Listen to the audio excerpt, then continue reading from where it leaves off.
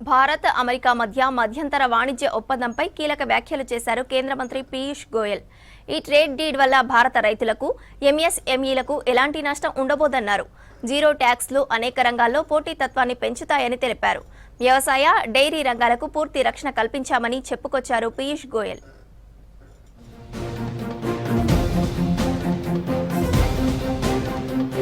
Bharat America మధ్య మధ్యంతర వాణిజ్య ఒప్పందానికి సంబంధించి ఫ్రేమ్ వర్క్ ఖరారైంది.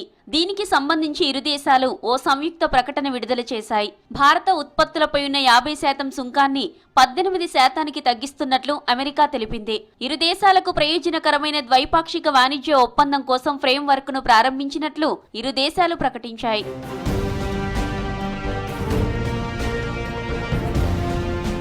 రష్యా నుంచి చమురు కొనుగోళ్లను నిలిపివేసేందుకు భారత్ అంగీకరించిందని అమెరికా తెలిపింది. తమ దేశం నుంచి భారీగా ఇంధనం, గ్యాస్ దిగుమతి చేసుకునేందుకు అంగీకరించినట్లు పేర్కొంది. తమ దేశం నుంచి $500 బిలియన్ విలువైన దిగుమతులకు భారత్ అంగీకరించిందని అమెరికా ప్రకటించింది.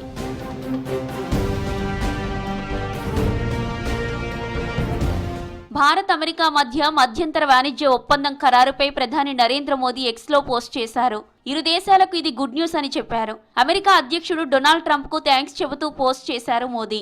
ఇటు కేంద్ర మంత్రులు జయశంకర్, పీయూష్ గోయల్ కూడా ఎక్స్లో పోస్టులు పెట్టారు.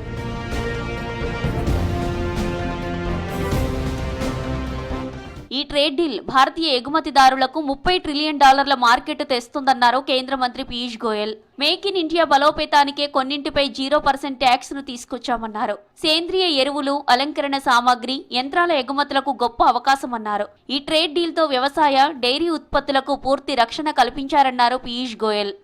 किसी प्रकार से ये करार भारत और यूनाइटेड स्टेट्स ऑफ अमेरिका के बीच भारत के किसानों के हितों को, भारत के एमएसएमईज को, भारत के हैंडीक्राफ्ट और हैंडलूम को किसी प्रकार का कोई नुकसान नहीं पहुंचाता है.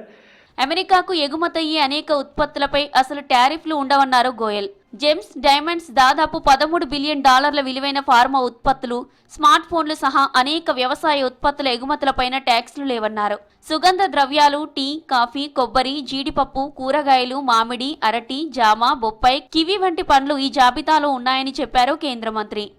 45 लाख करोड़ रुपए का द्विपक्षीय व्यापार हम अमेरिका के साथ आगे चल के देखते हैं. इसमें सर्विसेज भी हैं, गुड्स भी है, और मैं समझता हूं बड़े पैमाने पे अब हमारे निर्यातकों के लिए अवसर खुले हैं.